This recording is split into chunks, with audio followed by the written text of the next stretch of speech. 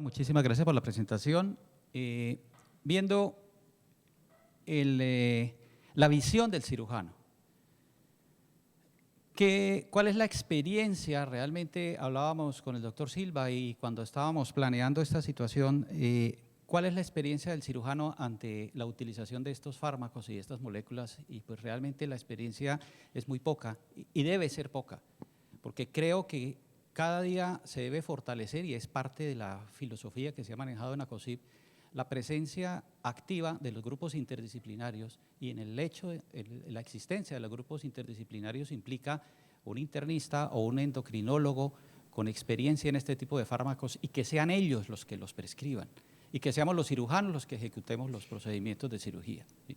Y muchas veces la experiencia cuando estamos en estos grupos de trabajo es que nos llega el paciente que ya recibió estas terapias. El primer contacto que nosotros tenemos es el paciente que ya recibió estas terapias y nos cuenta que no pudo pasar de 1.3 o de 1.5, siendo 3 la meta, hablando de los miligramos,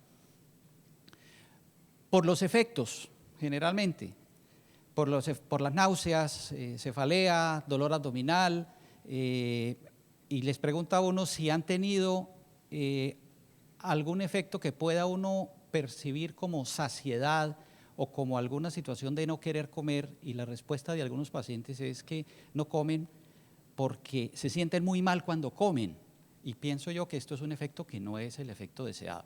Obviamente que el paciente siempre hablará mal de la terapia que está haciendo porque está justificando el no haber tenido éxito con la terapia, y eso hace parte del entendimiento que se le tiene al paciente, ¿sí? También la situación de decir es que son muchas inyecciones más. ¿Por qué más?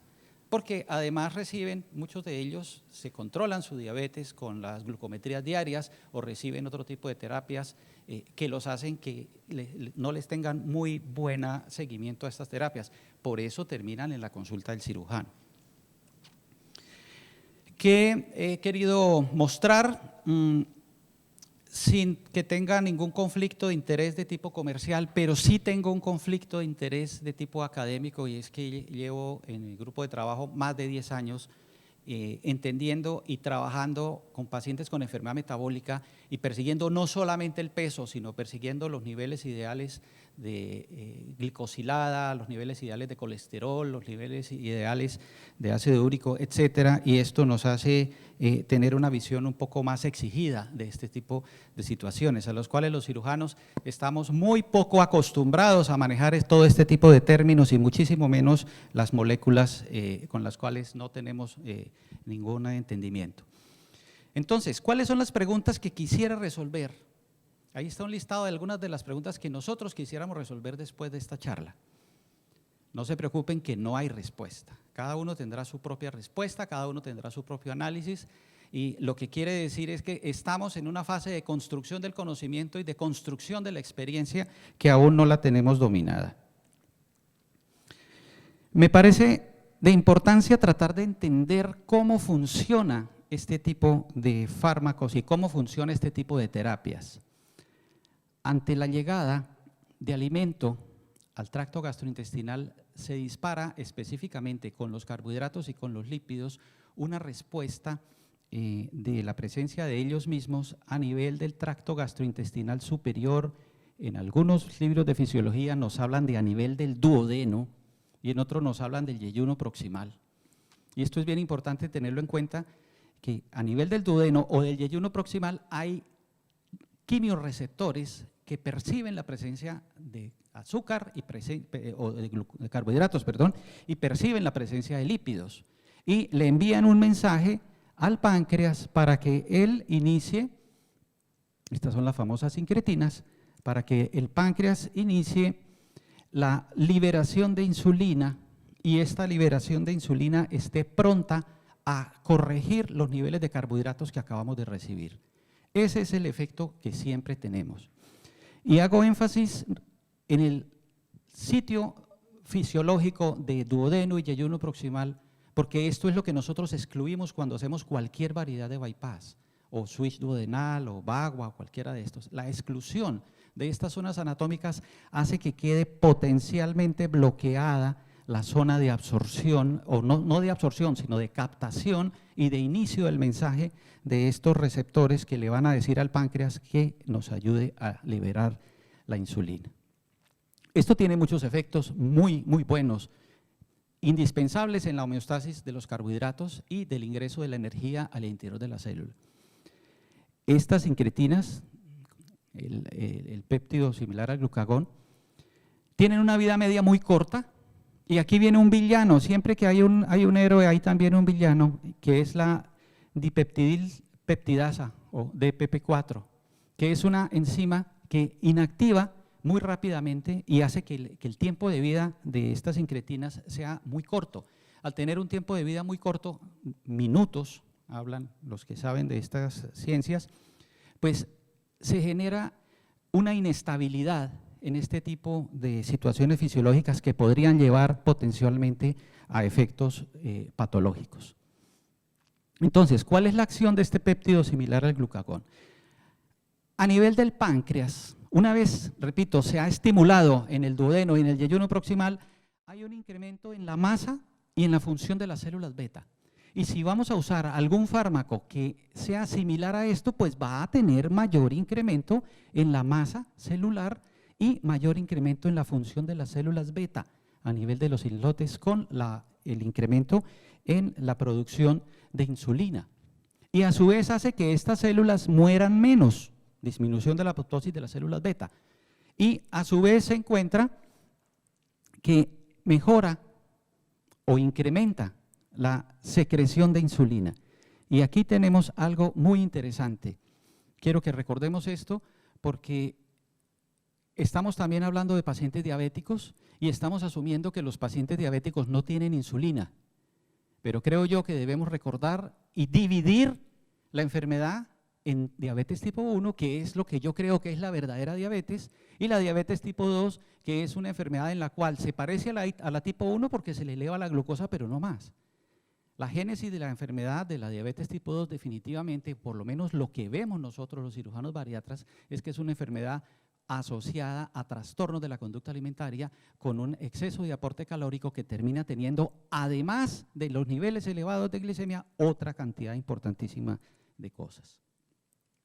Otros efectos, a nivel del hígado, disminución de la producción de la glucosa por vía de la neoglucogénesis, lo cual incrementaría o ayudaría a esta estabilidad, pero todo se centra en la mejora de la disponibilidad de la insulina. Cabe una pregunta, ¿nuestros pacientes les falta insulina? Estos son los efectos que hace la cirugía bariátrica. Todos ya lo sabemos, no vamos a demorarnos más en esto. La grelina en la manga, etcétera, en el bagua más los efectos distales, el efecto de los péptidos, el glucagón, péptido YY, etcétera. Todo esto impacta la obesidad vía insulina. Esta es otra forma y otra vía como nos encontramos en este mismo lugar. ¿Qué pasa con la acción de estos péptidos similar al glucagón cuando incrementa o su acción sobre el sistema nervioso central? Está descrita la neuroprotección y está descrita la pérdida del apetito. Pero realmente, ahondando en la revisión, ¿cómo neuroprotege? No encontré. ¿Cómo hace la pérdida del apetito? No encontré. Lo que está descrito es que hay pérdida del apetito, pero llevando a la experiencia, que es lo que ustedes me preguntan, ¿qué es lo que uno ve en la consulta? La gente dice, doctor, yo no me gusta comer porque cuando como me siento muy mal. Yo no creo que eso sea una pérdida del apetito y aquí generaría una duda de cómo es que se está presentando este tipo de efectos. Igualmente a nivel del corazón, cardioprotección y función cardíaca mejorada. ¿Cómo? Yo me imagino que es un efecto similar al de los betabloqueadores. Y a nivel del músculo, aumento de la captación de glucosa y aumento del almacenamiento de glucosa. Pero no estamos disminuyendo la absorción de la glucosa, la estamos redistribuyendo en el resto del cuerpo, como si esa fuera la génesis o como si eso fuera lo que está originando todo este tipo de efectos. Y entonces, ¿cuáles son los efectos reales de la insulina o los efectos del exceso de insulina en el cuerpo? Estos efectos de insulina en el cuerpo van a actuar importantemente a través de los receptores. Hay diferentes receptores para la insulina, prerreceptores, receptores, posreceptores, etcétera, pero la saturación de los mismos nos va a llevar al famoso síndrome de resistencia a la insulina, ¿sí? Y vamos a empezar a entender algo que los cirujanos tampoco entendemos fácilmente, y es el cuento de la inflamación. Nosotros cuando nos hablan de inflamación nos estamos pensando en peritonitis, estamos pensando en fístula, estamos pensando en pus, pero no estamos pensando en la microinflamación, que es el efecto donde realmente se presenta esta situación y hace que esta sea una enfermedad crónica. Repito, el efecto normal de las incretinas sobre una medición normal de insulinemia. Es muy fácil en este momento en Colombia medir insulina, se pide como insulina basal o incluso curva de insulina, o si quiere insulina basal y post, ahí están los niveles normales, y esto hace que se tenga una estabilidad plena en la homeostasis de la insulina, ¿sí? Pero este exceso de insulina, cuando se está por encima de las 25 unidades, va a hacer que los receptores de captación de insulina estén bloqueados y se va a empezar a presentar la resistencia a la insulina, que es parte de lo que sigue en el plano. Todavía no hemos llegado a obesidad, estamos apenas en el crecimiento de este tipo de problemas, ¿sí? Con una situación, este exceso de insulina es adipogénica, y aquí estamos invitando a otro artista a esta fiesta, y es que estamos estimulando desde el punto de vista endocrinológico la formación de tejido graso, de tejido adiposo. Estos fármacos son análogos. Un análogo es una molécula similar a. Estos son análogos de las incretinas, ¿sí? Tienen posibilidades de manipulación terapéutica. Aquí están las precisamente anotadas. Incrementa lo que ya mencionamos, o sea, incrementaría la producción de insulina. Eso es lo más importante de definir en este momento. ¿Qué situaciones se pueden presentar como manipulación farmacológica? Una de ellas es bloquear al que la bloquea, o sea, inhibir la DPP4, y la otra sería los incretinomiméticos y la combinación de fármacos que ya la doctora nos mencionó, cuáles son los fármacos que están, cuáles son los fármacos que vienen y cuáles son las posibilidades de este tipo de situaciones. Ya mencionamos estas situaciones. Me llevo un minuto mencionando cuál es el efecto de los niveles elevados de insulina. Si una persona empieza a tener niveles elevados de insulina, la primera situación que va a sentir se va a sentir con hambre, va a sentir hipoglicemia. Y si alguien tiene hipoglicemia, pues es un muy mal diagnóstico, porque le dicen, si usted tiene hipoglicemia, lo que tiene que hacer es comer. Y cada vez que come, aumenta más los niveles de insulina. Y estos niveles elevados de insulina a nivel del sistema nervioso central nos van a incrementar la ansiedad, nos van a incrementar los atracones y nos va a dar mayor sensación de hambre, llevando a efectos de adipogenia, lo cual nos cierra más este ciclo malo que no queremos nosotros para que nos lleve a la obesidad. Creo que se me está pasando el tiempo, vamos a pasar rápidamente por esto, simplemente mencionar este tipo de problemas. El síndrome metabólico, que es como la suma de los problemas de la diabetes, de la obesidad, de los niveles de HDL, la presión arterial, etcétera. Lo estamos midiendo en nuestro centro, esto es parte de la experiencia que nosotros hemos adquirido y que estamos publicando con el índice OMA, para establecer, es muy fácil establecer la glicemia en ayunas y la insulinemia en ayunas, y por una tabla matemática se obtiene.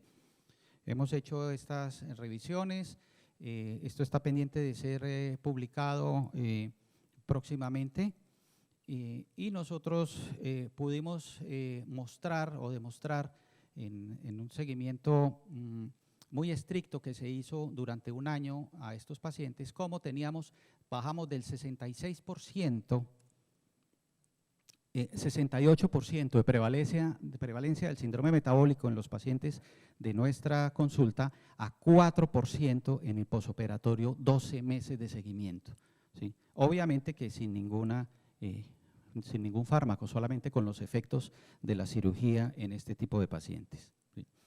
Y hablando de la insulina, una pregunta que tengo hacia los endocrinólogos es los efectos o las mediciones de la insulina, que sabemos que tiene un target muy definido en la obesidad, ¿cómo están después de la estimulación con los análogos? ¿Sí? Porque medimos la insulina, esto es un trabajo de nuestro grupo, medimos la insulina de los pacientes antes de ser llevados a cirugía y acá tenemos la aspersión de la insulina después de ser llevados a cirugía. Estas son las curvas, las tablas de cuál fue el comportamiento de estos pacientes y este es el comportamiento de estos pacientes en la hemoglobina glicosilada después de que fueron el seguimiento en cirugía con niveles de insulinemia y con niveles de índice OMA. ¿En qué momento o a qué nos llevó esto? Nos llevó a establecer un algoritmo de trabajo en el cual es muy importante para nosotros la existencia de enfermedad metabólica antes de cirugía para definir el tipo de procedimiento a llevar. ¿Y en qué momento actuaríamos o en qué momento tendría interacción la posibilidad de fármacos inyectables de tipo análogo de GLPT1 para controlar estos problemas? Y definitivamente este manejo farmacológico nosotros lo sugerimos a los grupos interdisciplinarios en el paciente que no ha cumplido o que no cumple los criterios para ser llevados a cirugía y, como ya se definió o como ya se comentó antes, en los pacientes en el seguimiento, que durante el seguimiento se detecte una pérdida insuficiente o una reganancia. Más importante es la reganancia. La pérdida insuficiente generalmente para la forma de ver que tenemos tiene que ver con una elección inadecuada del procedimiento o una elección inadecuada del paciente. Y la reganancia tiene que ver con la responsabilidad del paciente ante el manejo de su enfermedad. Pero definitivamente pensamos que esta situación de globesidad no la vamos a combatir simplemente con una inyección o con una terapia o con un consejo. Esto es una situación extremadamente grave que involucra absolutamente todas las especialidades, no solamente interdisciplinarias bariátricas, sino de absolutamente todos los grupos de trabajo que estén involucrados en el manejo de la obesidad. Muchísimas gracias a ustedes por la posibilidad de dirigirme y de contar estas pequeñas lecciones de endocrinología para dummies, para cirujanos. Muchas gracias.